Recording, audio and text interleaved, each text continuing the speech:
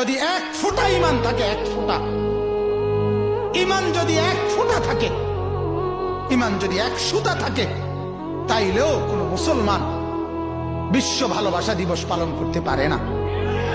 এটা মুসলমানের কোনো কিছু না। এটা জন্তু জানোয়ারের উৎসব হইতে পারে, এটা ইমানদারের উৎসব হইতে পারে না। এটা বেহায়াতের উৎসব হইতে পারে, এটা কোনো ভদ্র মুসলমানের উৎসব হইতে পারে না। কোনদিন আমার ভালোবাসা আল্লাহকে প্রতিদিন, ঠিক কিনা বলেন না? আল্লাহকে ভালোবাসি বছরে কয়দিন? রাসূলুল্লাহ সাল্লাল্লাহু আলাইহি সাল্লামকে ভালোবাসি বছরে কয়দিন? মাকে ভালোবাসি কয়দিন?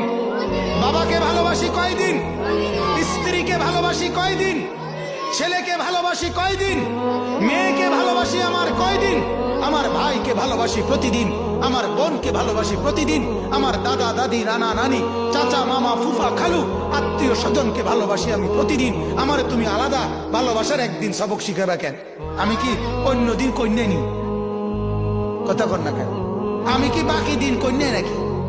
তোরা ডাকাতরা না কন্যাস? ওই ডাকাতরা বছরের অন্য দিনগুলো ভালোবাসে না, এই জন্য ওইরকম একটা অসভ্য ভালোবাসার দিন বাহির করছে।